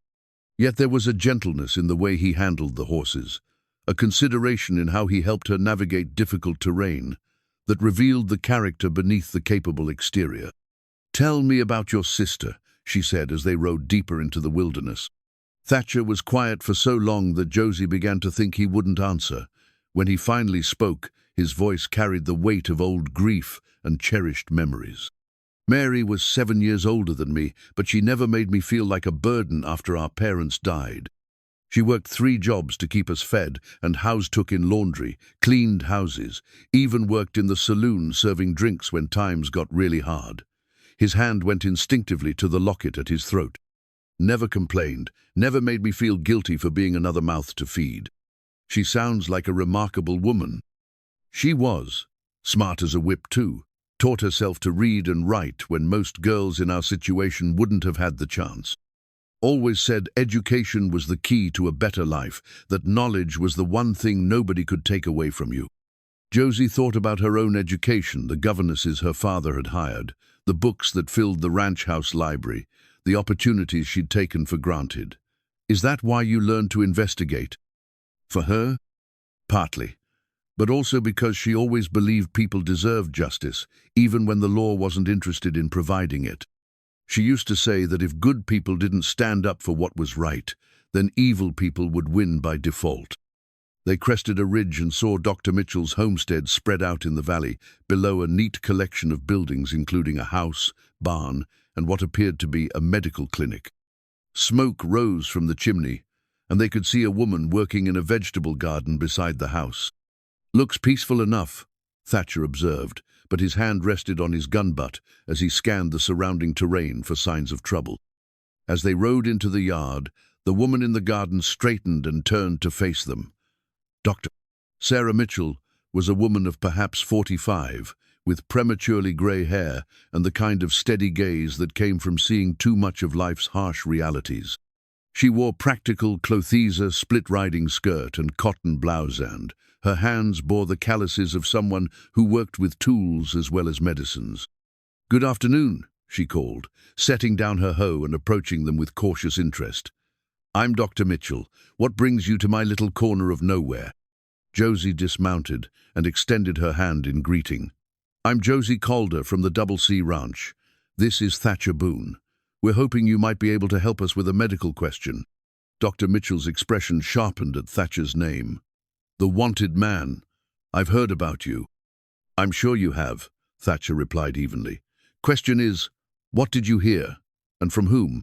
"Heard you were wanted for murder and cattle rustling. Heard there was a substantial reward for your capture, dead or alive." Dr. Mitchell studied him with clinical interest. "Also heard that Deputy Walsh was mighty eager to spread that information around." "And what do you think about what you heard?" Josie asked. Dr. Mitchell was quiet for a moment, her physician's eyes taking in details that others might miss: the way Thatcher held himself, the quality of his clothes, the condition of his horse and equipment. Finally, she smiled. "I think Deputy Walsh is a lying snake who couldn't tell the truth if his life depended on it," she said bluntly. "I also think that if you were really a cold-blooded killer, you wouldn't be riding openly through the countryside with a respectable young woman. You'd either be hiding out somewhere safe, or you'd have done something terrible to Miss Calder already." "Thank you," Thatcher said simply. "Don't thank me yet. What kind of medical question did you want to ask?" Josie produced the blood-stained bandana from her saddlebags. "We need to know what you can tell us about this blood. How old it is, what kind of wound it came from, anything that might help us understand where it originated." Dr. Mitchell took the fabric with practiced care, holding it up to the light and examining the stain with obvious expertise. "This is definitely human blood, and it's been here for some time. Several months, I'd estimate. The pattern suggests a deep laceration, probably to the arm or shoulder area, that bled heavily for an extended period." "Could someone survive a wound that bled this much?" Thatcher asked. "Possibly with proper medical treatment, but it would have left a significant scar and the person would have been incapacitated for weeks during recovery." Dr. Mitchell folded the bandana carefully. "May I ask where you found this?" Josie explained about the attack on the ranch and their discovery of the evidence, while Dr. Mitchell listened with growing interest and concern. "Someone left this deliberately," the doctor concluded when Josie finished. "In my experience, men don't carry around blood-stained bandanas unless they have a specific reason for keeping them." "What kind of reason?" Thatcher asked. "Trophy, reminder, or evidence they plan to use someday." Dr. Mitchell's expression grew grave. "Whatever the case, this belonged to someone who was seriously wounded months ago. If you can find the man with the matching scar, you might find your answers." As they prepared to leave, Dr. Mitchell caught Josie's arm. "Be careful," she warned quietly. "I've treated men who've tangled with Walsh and his associates before. The ones who lived long enough to reach me anyway. They don't leave witnesses, and they don't forgive people who cross them." "We'll be careful," Josie promised. "See that you are, and Miss Calder, your father, was a good man who raised a brave daughter. Don't let that courage get you killed over a man you barely know." As they rode away from the homestead, Josie found herself thinking about Dr. Mitchell's warning. The physician was right that she barely knew Thatcher Boone, had met him only yesterday under the most unusual circumstances. Yet somehow, in the space of 24 hours, he'd become important to her in ways she didn't fully understand. Maybe it was the way he'd made her laugh while hanging upside down from a tree. Maybe it was his willingness to surrender rather than put her in danger, or the gentle way he spoke about his dead sister, or how he'd stood ready to fight impossible odds to protect people who'd shown him kindness. Or maybe it was simpler than that. Maybe it was the way he looked at her not as a woman to be protected or possessed, but as an equal worthy of respect and partnership. In a world where men too often saw women as ornaments or burdens, Thatcher Boone saw her as herself. The ride back to the Double C would take them through increasingly dangerous territory as word of their mission spread. But with the blood-stained bandana safely tucked away and Dr. Mitchell's expert analysis to support their case, they finally had real evidence that might prove Thatcher's innocence. The question was whether they'd live long enough to use it. Behind them, hidden in the trees above Dr. Mitchell's homestead, a lone rider watched their departure through field glasses. Deputy Walsh's pale eyes glittered with satisfaction as he observed the direction they took, already planning how to use this information to his advantage. The net was closing, and soon there would be nowhere left to run. They were 3 miles from the Double C when the ambush struck. Thatcher saw the glint of sunlight on metal an instant before the rifle cracked, and his combat instincts saved both their lives. He launched himself from Buck's saddle, tackling Josie and dragging her from Copper's back, just as a second shot whined through the space where her head had been. They hit the ground hard, rolling behind a cluster of boulders as more shots erupted from the ridge above. Copper and Buck bolted, their reins trailing, leaving Josie and Thatcher pinned down in the open with limited cover and no way to retreat. "How many?" Josie gasped, checking her rifle and counting the cartridges in her belt. "At least 4, maybe more," Thatcher replied, peering around the edge of their rocky shelter. "Professional positioning. They've been waiting for us." A new voice called from the heights, not Deputy Walsh this time, but someone with authority and the crisp diction of an educated man. "Miss Calder! Mr. Boone!" "I'm Colonel Marcus Reed, Territorial Marshal. You're surrounded and outgunned. Surrender now, and I guarantee you'll live to see trial." "Never heard of any Colonel Reed," Josie whispered. "Neither have I," Thatcher replied grimly, "but that doesn't mean much. Half the badges in this territory are for sale to the highest bidder." "What do you want?" Josie called back. "Justice, Miss Calder. Thatcher Boone is a wanted man, and you're interfering with the lawful execution of my duties by harboring him." "Lawful?" Thatcher's voice carried clearly across the rocky terrain. "Is that what you call setting traps for unarmed men, attacking ranches in the middle of the night?" Reed's laughter was cold and professional. "I don't know what you're talking about, Boone. I'm here on official business with proper warrants and territorial authority." That's when Josie saw a piece of yellow paper fluttering from behind a rock, outcropping where it had apparently fallen or been dropped by one of Reed's men. Even from a distance, she could see the distinctive layout and typeface of a telegraph message. "Cover me," she whispered to Thatcher. "What are you doing?" "Getting evidence." Before he could stop her, Josie darted from their shelter, zigzagging toward the paper as bullets whined around her. She snatched it up and dove back to safety, her heart pounding with adrenaline and fear. The telegraph was addressed to Deputy Walsh and dated 3 days earlier, the day before Thatcher had been found in the trap. As Josie read its contents, her blood turned to ice. "Walsh, stop, Boone confirmed in your area. Stop, eliminate him, and any witnesses. Stop, make it look like resistance during lawful arrest. Stop, cattle operation must not be exposed. Stop, read." "Thatcher," she said quietly, handing him the message. "Look at this." His face went white as he read. "They've been planning this from the beginning. The trap, the attack on your ranch, everything. We were never meant to survive this." "What cattle operation?" Josie asked, her mind racing through the implications. "That's the real question, isn't it?" Thatcher folded the telegraph carefully, tucking it into his vest pocket next to his sister's cross. "This isn't just about framing me for Morrison's murder. There's something bigger going on, something worth killing half the territory to protect." Another voice joined the conversation from the Ridge Deputy Walsh, his tone smug with anticipated victory. "Getting cozy down there, are we? Don't get too comfortable. We've got all day, and you've got nowhere to run." "Actually," a new voice interrupted, "I think they do." The shots from above stopped abruptly, replaced by sounds of confusion and conflict. Someone was attacking Reed's men from behind, catching the ambushes in their own trap. "Jake," Josie called hopefully. "Not Jake," came the reply as a lone figure appeared on the ridge, silhouetted against the afternoon sky. "Name's Ben Morrison. Bill was my brother." Josie felt her heart skip as she recognized the family resemblance.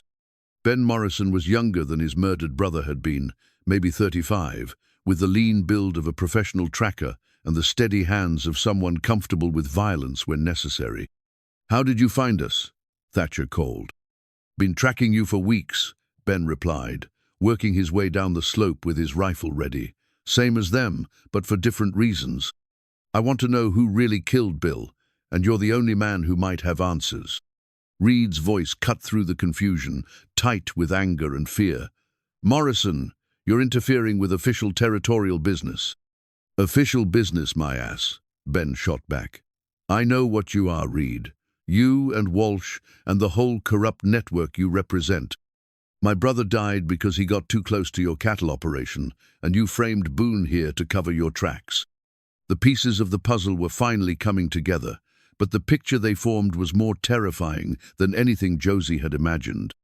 This wasn't just about cattle rustling or even murder, it was about systematic corruption that reached into the highest levels of territorial government. "What cattle operation?" she called to Ben. "The one that's been stealing livestock across 4 territories and selling them through forged bills of sale," Ben replied, keeping his rifle trained on the ridge where Reed's men were regrouping. "The one that uses territorial marshals and deputies to eliminate anyone who gets too close to the truth." "How do you know all this?" "Because Bill wasn't the only rancher asking questions. There've been at least a dozen suspicious deaths in the past 2 years, all honest men who started investigating missing cattle and ended up dead or disappeared." Ben's voice carried the weight of months of careful investigation. "I've been tracking the pattern, following the money, building a case." "Then why didn't you turn it over to the authorities?" Thatcher asked. Ben's bitter laughter echoed off the rocks. "What authorities? Reed there has territorial jurisdiction. Walsh controls 3 counties. The cattle buyers they work with have judges and sheriffs in their pockets from here to Denver. There is no law when the law itself is corrupt." A rifle shot from the ridge emphasized his point, followed by Reed's furious voice. "Enough talking. Kill them all. We can't afford to leave witnesses." The battle resumed with renewed intensity, but now the odds were more even. Ben Morrison fought with the skill of a man who'd spent months preparing for this moment, while Thatcher's military training gave him tactical advantages the corrupt lawman hadn't expected. Josie found herself in the middle of a three-way gun battle that would determine not just their survival, but the fate of an entire territory. The telegraph in Thatcher's pocket proved the conspiracy existed, but only if they lived long enough to present it to someone with the power and integrity to act on it. As the afternoon wore on and ammunition ran low, it became clear that something had to change. They couldn't hold their position indefinitely, and Reed's men had them outgunned and outnumbered. That's when Josie remembered the leather pouch Rosa had given her, the one her father had hidden behind the kitchen sideboard. In all the excitement, she'd forgotten about it completely. "Thatcher," she said during a brief lull in the shooting, "that pouch Rosa gave me, what if it contains something important, something my father knew but never had the chance to use?" "Only one way to find out," he replied, providing cover while she opened the weathered leather. Inside were documents that made her gasp in recognition and dismay. Bills of sale bearing her father's forged signature, transport receipts for cattle that had never left Double C land, and at the bottom, a letter in her father's own handwriting. "If anything happens to me, these forgeries prove that someone has been using the Double C ranch as a front for cattle theft. I've been investigating quietly, but I fear I've been discovered. The operation reaches into the territorial government itself. Trust no one in official authority. Find Benjamin Morrison, he's asking the same questions I am." The letter was dated 3 days before her father's fatal heart attack, an attack that now seemed far less natural than it had at the time. "They killed your father too," Thatcher said quietly, reading over her shoulder. "My father, Bill Morrison, and how many others?" Josie's voice shook with rage and grief. "How many good men died to protect their dirty money?" "Too many," Ben Morrison called from his position on the slope, "but maybe not in vain, if we can get this evidence to someone who'll act on it."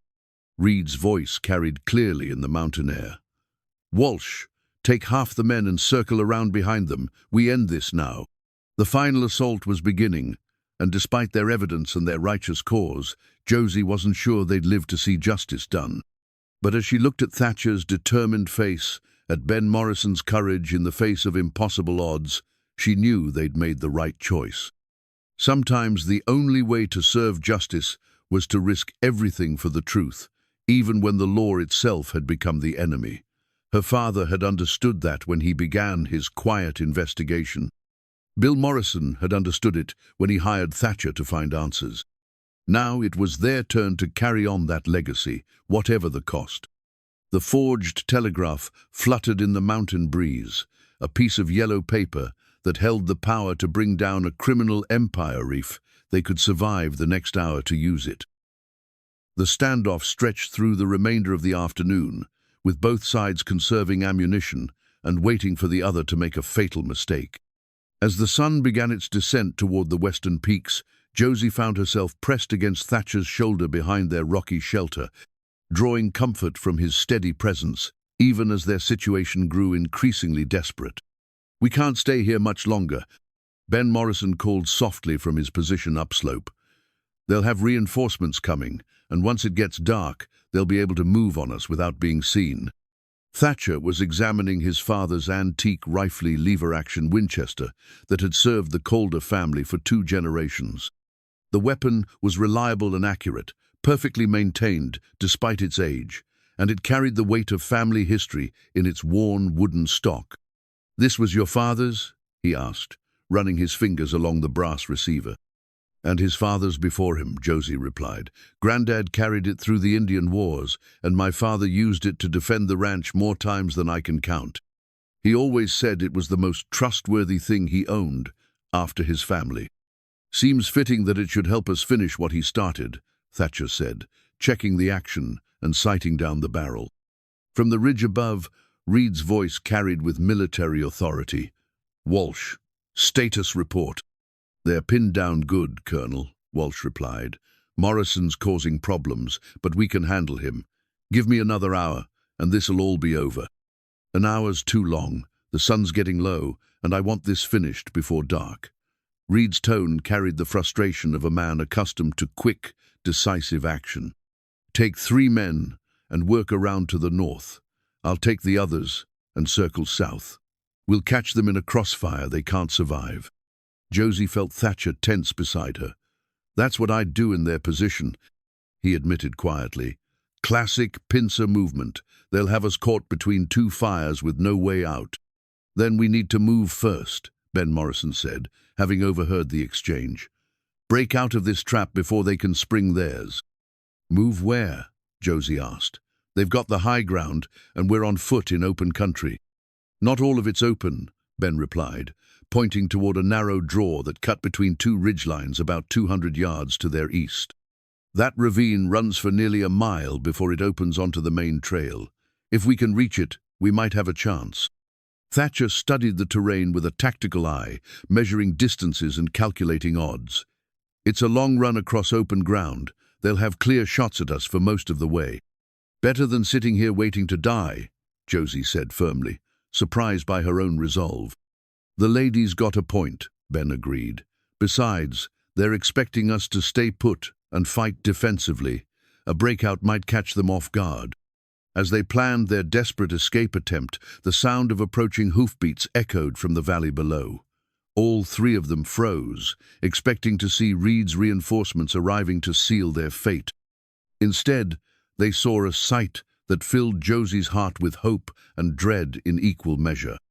Jake Morrison rode into view at the head of a group that included Charlie, Luis, and 4 other men from neighboring ranches.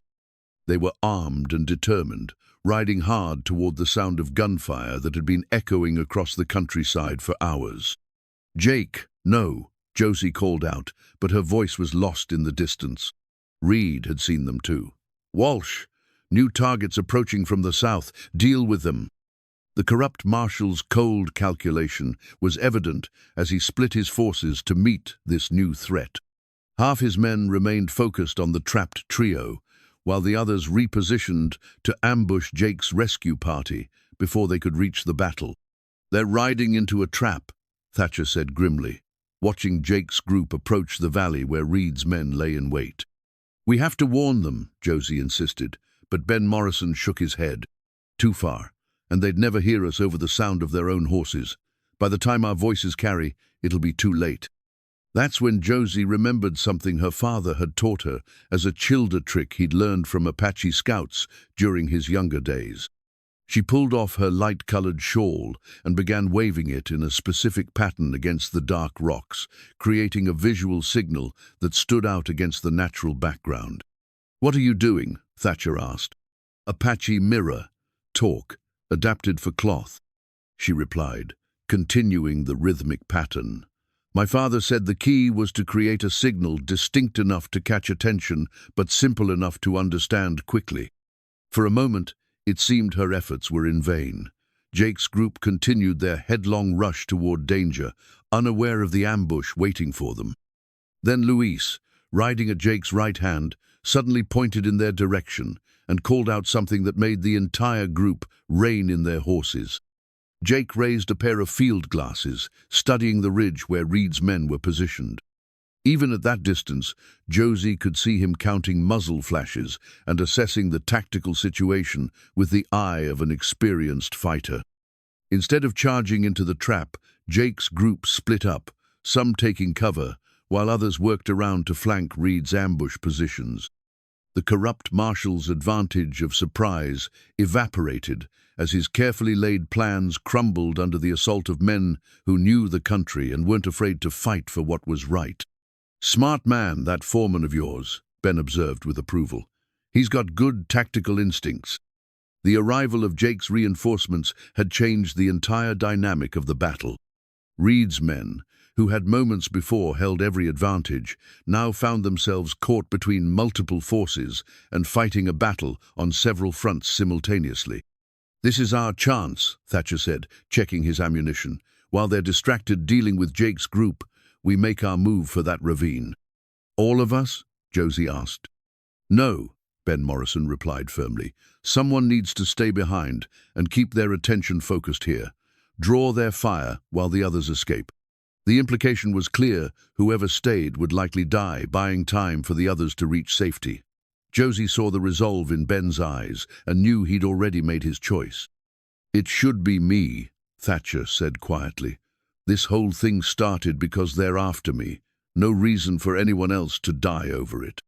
Like hell, Ben shot back. My brother's killer is up there on that ridge. I'm not leaving until I've settled that account. Then we all go together or we all stay together, Josie declared with finality that surprised even her. I've lost too many people I care about to start abandoning them now. Thatcher turned to look at her fully, something shifting in his expression. People you care about? The question hung in the air between them, loaded with possibilities neither had dared to voice before. Despite everything, the violence, the danger, the uncertainty about their survival, Josie found herself speaking from the heart. Yes, she said simply. I care about you, Thatcher Boone. More than I probably should, considering I've known you less than 2 days. 2 days, he repeated wonderingly. Feels like a lifetime. Or the beginning of one, she replied, then immediately felt heat rise in her cheeks at her own boldness. Miss Calder, Thatcher said formally, though his eyes were warm with something that made her pulse quicken. When this is over, if we survive this, I'd like very much to court you properly. With your permission, of course. When this is over, she agreed. I'd like that too.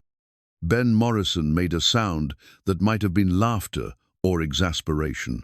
Folks, I hate to interrupt this touching moment, but we've still got professional killers trying to murder us. Maybe save the romance for later? A rifle bullet spanging off their rocky shelter emphasized his point, followed by Reed's voice calling from above. Boone, I'm losing patience with this game. Surrender now, and I'll make sure Miss Calder lives long enough to testify at your trial. Generous offer, Thatcher called back, but I think I'll pass. The battle below had intensified as Jake's men engaged Reed's ambush party in a running fight across the valley floor. Josie could see muzzle flashes winking like deadly stars in the gathering dusk, could hear the shouts of men and the screaming of wounded horses.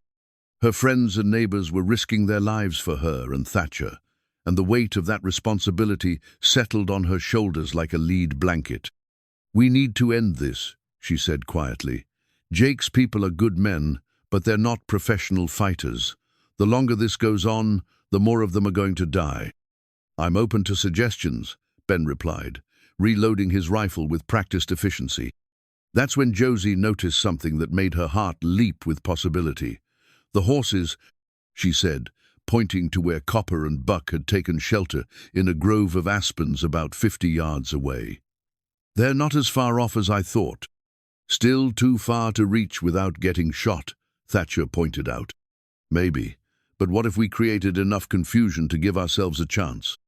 Josie was thinking fast now, remembering every story her father had told about fighting with limited resources against superior odds. Ben, how much powder do you have left? About half a pound. Why? Enough to make some noise if we set it off all at once. Ben's eyes lit up with understanding. You want to create a diversion, get them looking the wrong way while we make a break for it. Something like that. Josie was already moving, gathering small rocks and dry branches. Help me build a little fort here, something that looks like we're settling in for a long siege. Then we set the powder charge behind it, light a long fuse, and start running.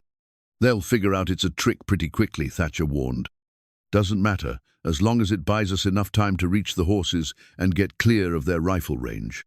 Ben was already working, building a small fortress of stones and branches that would look convincing from the ridge above. This might actually work. The explosion will sound like we're throwing everything we have at them, make them think we're starting a final desperate assault. While we're actually running in the opposite direction, Thatcher finished, beginning to see the logic of the plan. Risky, but better odds than we have sitting here. As they worked, the sound of the battle below began to change. Jake's men were holding their own, but ammunition was clearly running low on both sides. The rapid crack of rifle fire had slowed to occasional, carefully aimed shots as both groups conserved their remaining cartridges. Almost ready, Ben announced, arranging the last of the gunpowder in a small hollow behind their decoy position. This should make enough noise to wake the dead when it goes off. Let's hope it doesn't wake us among them, Josie murmured, tearing a strip from her petticoat to serve as a fuse. "Miss Calder," Thatcher said as they prepared for their desperate gamble, "I want you to know whatever happens in the next few minutes, meeting you has been the best thing that's happened to me in years." "Don't talk like we're going to die," she replied firmly. "We're going to get out of this, all of us. We're going to present our evidence to someone who'll listen, and we're going to see justice done for your sister and my father and Bill Morrison and all the other good people these criminals have hurt." "Yes, ma'am," Thatcher agreed, but his smile carried the bittersweet quality of a man who'd learned not to count on happy endings. Ben struck a match and lit the improvised fuse, which began burning with a steady, ominous glow. "We've got maybe 2 minutes before this goes off," he announced. "Once it does, we run like hell and don't look back." As they crouched behind their rocky shelter, waiting for the moment that would determine their fate, Josie found herself thinking about the antique rifle in her hands. 3 generations of Calder men had carried this weapon in defense of home and family, and now it fell to her to continue that tradition. Her father had always said the rifle was more than just a tool, it was a symbol of the responsibility each generation bore to protect what mattered most. Tonight, what mattered most wasn't just her own life, or even Thatcher's, but the principle that justice should triumph over corruption, that good people shouldn't have to live in fear of those who were supposed to protect them. The fuse burned shorter, its glow growing more intense as it approached the cache of gunpowder. In moments, their fate would be decided, freedom or death, justice or the continued triumph of evil men who thought their badges gave them the right to murder with impunity. "Ready?" Ben whispered. "Ready," Josie and Thatcher replied in unison. The world was about to explode around them, and somehow, despite everything, Josie found herself smiling. Whatever came next, they'd face it together, and that made all the difference in the world. The explosion shattered the mountain silence like thunder from a clear sky. Ben's carefully placed powder charge went off with a roar that echoed off the surrounding peaks, sending dirt and rock fragments flying in all directions. The decoy position erupted in flame and smoke, creating exactly the kind of spectacular diversion they'd hoped for. "Now!" Thatcher shouted, and they were running. The 50 yards to the aspen grove stretched like miles as they sprinted across the open ground.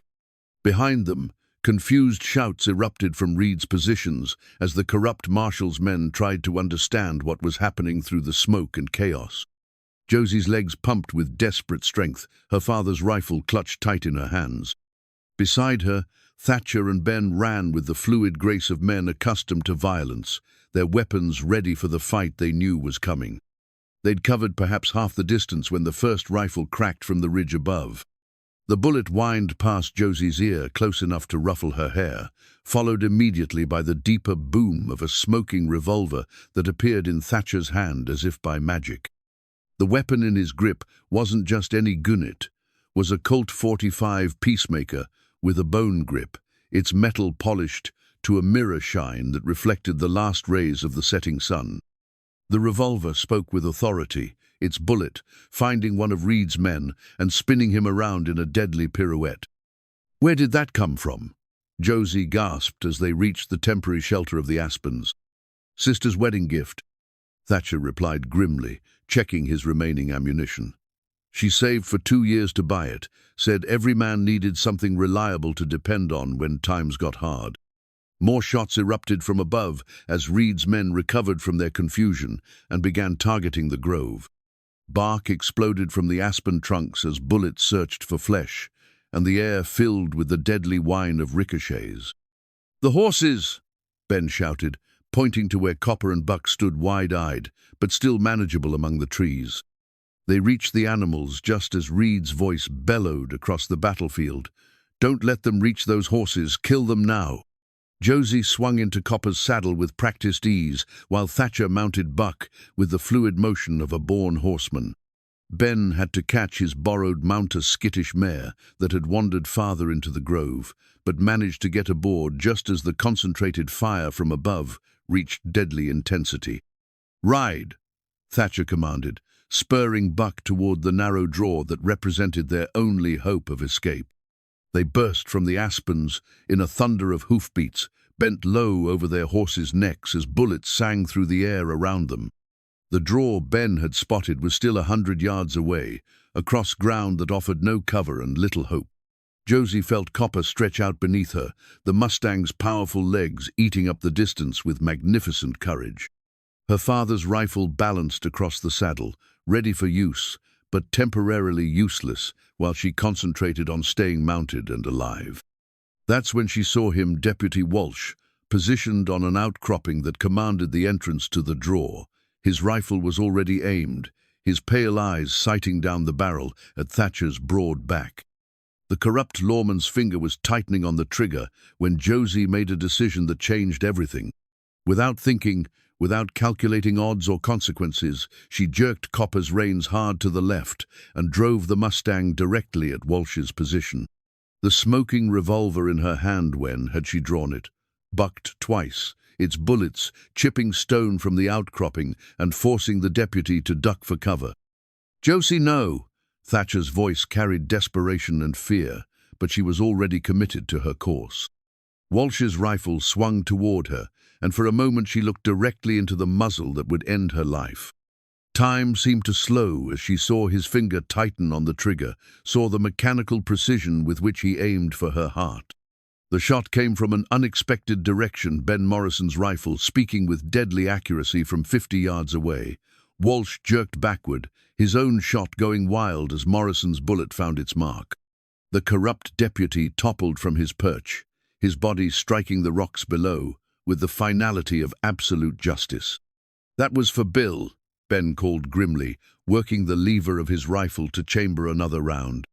But their moment of triumph was short-lived.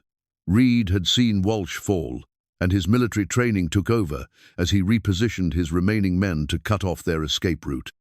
The draw was still reachable, but barely, and every second of delay made their odds worse. "The entrance!" Thatcher shouted, pointing to where muzzle flashes winked from the rocks on either side of the narrow passage. They were caught in the open, 50 yards from safety, with professional killers closing in from multiple directions. Josie's ammunition was running low, her horse was laboring from the hard run, and night was falling fast across the brutal landscape. Behind them, Jake's battle with Reed's ambush party had reached its own crisis point. She could hear her foreman's voice shouting orders, could see the flash of gunfire as honest men fought desperately against overwhelming odds. Everything they'd worked for, all the evidence they'd gathered, every hope for justice, it all came down to the next few minutes and whether they could survive long enough to reach the sanctuary of the draw. The smoking revolver in Thatcher's hand held 2 bullets. Her father's rifle had 3. Ben Morrison's weapon was empty, and he was working frantically to reload while guiding his horse with his knees. Against them stood Colonel Marcus Reed and at least 4 professional killers, all armed with repeating rifles, and the kind of cold determination that came from knowing failure meant exposure and disgrace. The odds couldn't have been worse. But sometimes, Josie reflected as she leveled her father's rifle at the nearest muzzle flash, the righteous fight, not because the odds are good, but because the cause is just, and there's no one else to stand between evil and the innocent. The rifle bucked against her shoulder, and one of Reed's men cried out in pain and surprise. The final battle had begun. The final yards to the draw became a gauntlet of fire and death. Josie felt a bullet tug at her sleeve, felt another part her hair with deadly precision, but somehow she and Copper remained whole as they thundered toward the narrow opening between the rocks. Thatcher rode beside her, his smoking revolver speaking with measured authority. Each shot was placed with the precision of a man who'd learned that wasted ammunition meant death, and each one found its mark among Reed's positions. Ben Morrison had managed to reload and was providing covering fire from his position slightly behind them, his rifle barking steadily as he engaged the corrupt marshal's men. The sound of his weapon was different, now sharper, more focused, carrying the weight of personal vengeance, finally finding its target. They were 20 yards from the draw when disaster struck. Copper stumbled, her front hoof finding a prairie dog hole hidden in the twilight grass. The Mustang went down hard, throwing Josie clear but landing with a sickening crack that spoke of broken bones and ruined dreams. "Josie!" Thatcher's voice carried anguish and fury as he wheeled Buck around, the gelding responding like the cavalry mount he'd once been. She rolled clear of Copper's thrashing hooves, her father's rifle somehow still clutched in her hands, despite the jarring impact with the rocky ground. The Mustang tried to rise, failed, and lay still, except for the labored breathing that told its own tragic story. "Go!" Josie shouted to Thatcher, who was already dismounting to help her. "Don't stop for me." "Like hell," he replied, and suddenly he was there beside her, his strong hands lifting her to her feet, even as bullets whined around them like angry hornets. That's when Colonel Reed made his final fatal mistake. Instead of pressing his advantage with measured rifle fire, the corrupt marshal's military pride demanded a more decisive victory. He rose from cover with his remaining men, advancing in formation toward the two figures silhouetted against the rocky ground. "Surrender," Reed commanded, his voice carrying the authority of a man accustomed to absolute obedience. "You're outnumbered and outgunned. There's nowhere left to run." What he hadn't counted on was the wedding ring glinting on the finger of the man who emerged from the shadows behind him, Ben Morrison, who'd circled around during the confusion and now stood with his rifle pressed against the base of Reed's skull. "Actually," Ben said quietly, "I think you're the one who's surrendered." The ring was a simple gold band, worn thin by years of faithful wear. It had belonged to Bill Morrison, and Ben had found it clutched in his brother's dead hand, along with a scrap of fabric that matched Reed's uniform. "Recognize this?" Ben asked, showing Reed the ring. "It was my brother's wedding band. Funny thing is, it's got blood on it that isn't Bill's. Same blood type as that bandana we found, according to Doc Mitchell. Care to explain how that happened?" Reed's face went white in the gathering darkness. "You can't prove anything with that. It could have come from anywhere." "Could have," Ben agreed pleasantly. "Except for the fact that it matches the scar on your left wrist, the one you got when Bill fought back before you shot him. The one that bled all over this ring when you tried to pry it off his dead finger." As if summoned by Ben's words, the evidence of Reed's guilt became visible as his sleeve rode up a jagged scar running from wrist to forearm, exactly the kind of wound that would have bled heavily for hours. "Thatcher," Josie called quietly, "your revolver." He understood immediately. The smoking peacemaker that had belonged to his sister, that had served them faithfully through the long fight, now held the final 2 bullets that would determine their fate. But Reed wasn't finished. With the desperate fury of a cornered animal, the corrupt marshal spun away from Ben's rifle, his own weapon swinging toward Josie and Thatcher. His finger was already tightening on the trigger when the peacemaker spoke its final word. The bullet took Reed's center mass, spinning him around and dropping him to his knees. The corrupt marshal's rifle fell from nerveless fingers as he stared down at the spreading crimson stain across his chest. "Bill Morrison was a good man," Thatcher said quietly, smoke still curling from the peacemaker's barrel. "He deserved better than dying for your greed." Reed tried to speak, blood frothing at his lips, but whatever final words he might have offered were lost as justice claimed its due.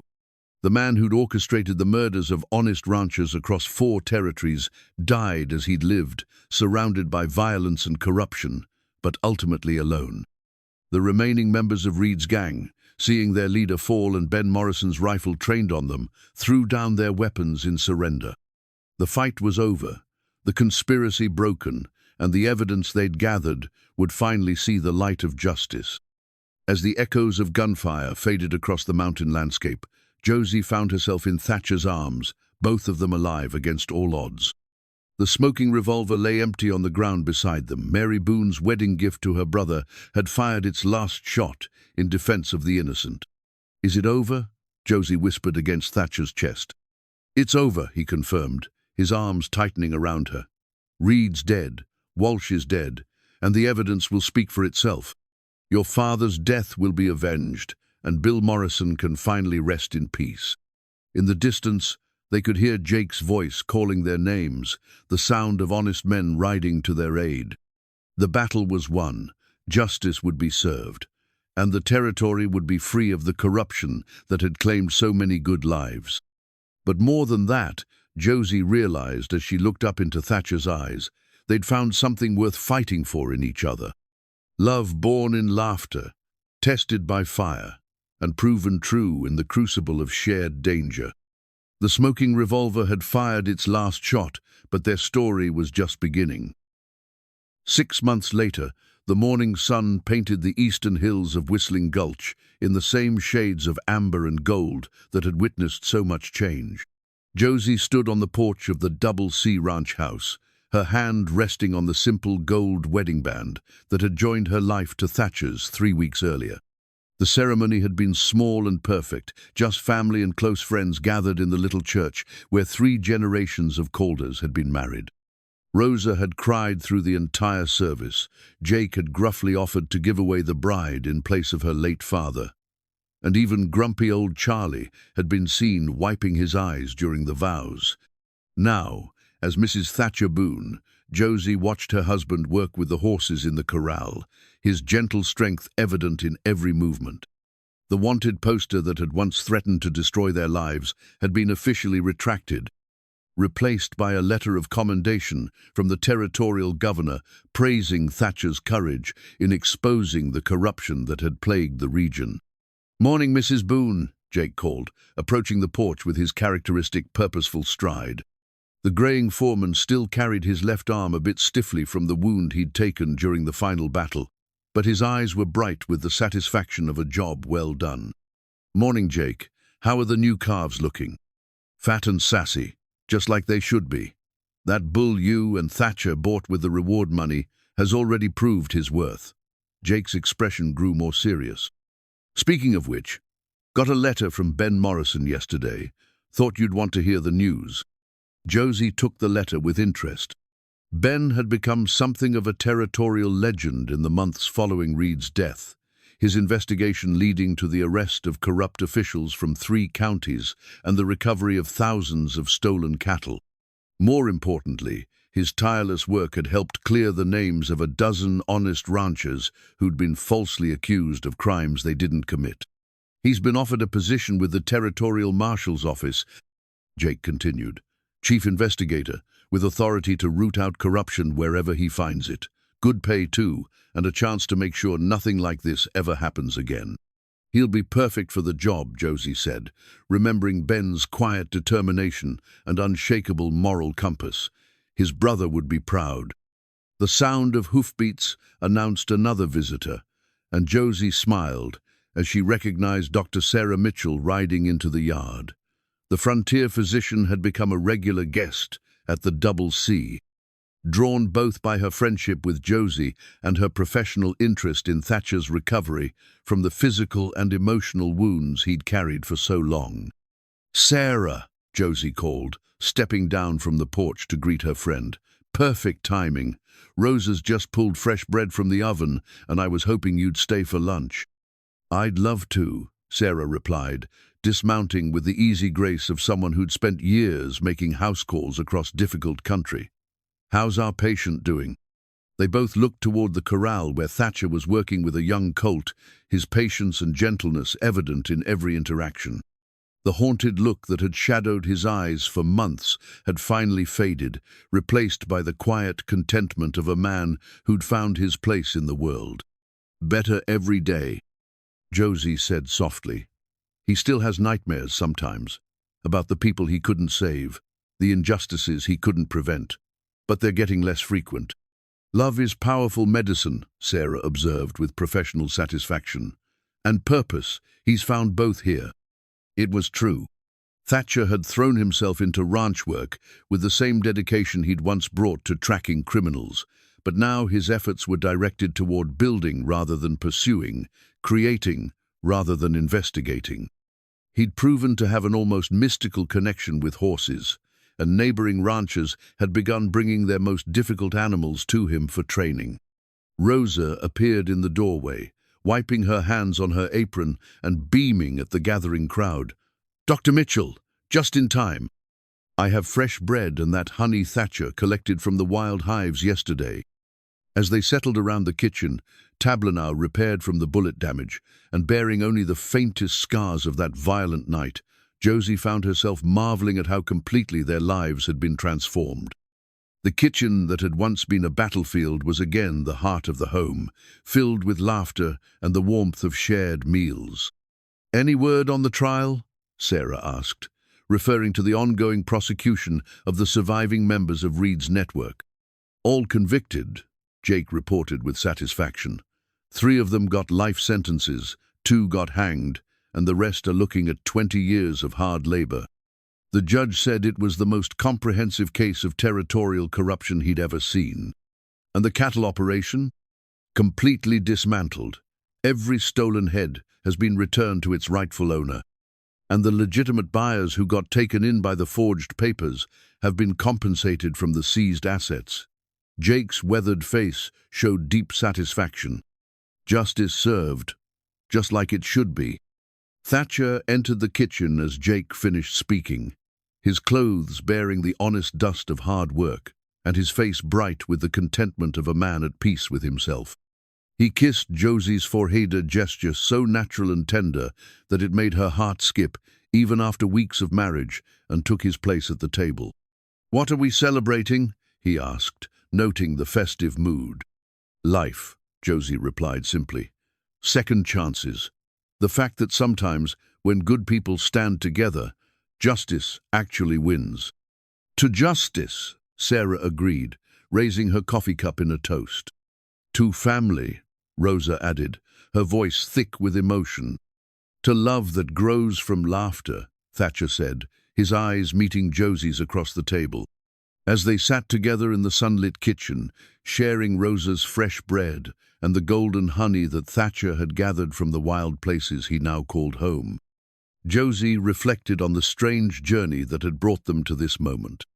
It had begun with a man hanging upside down from a tree, continued through violence and conspiracy, and arrived at this place of peace and promise. The simple gold wedding band on her finger caught the morning light, its surface already showing the tiny scratches and wear marks that spoke of honest work and shared labor. It was, Josie thought, the perfect symbol of their new life together, not precious because it was perfect, but beautiful because it was real. Outside, Blue barked happily as he chased a butterfly through Rosa's herb garden, and somewhere in the distance, cattle lowed contentedly in the morning sunshine. The Double C Ranch was whole again, stronger for having been tested, richer for having been shared. And in the kitchen, where 3 generations of Calders had gathered to face whatever challenges life might bring, the newest generation began to plan their future together, secure in the knowledge that love built on laughter and strengthened by trial could weather any storm. Sometimes, Josie reflected with deep satisfaction, the most unexpected beginnings led to the most beautiful endings. And sometimes, when you least expected it, love really could fall out of a tree and change everything forever.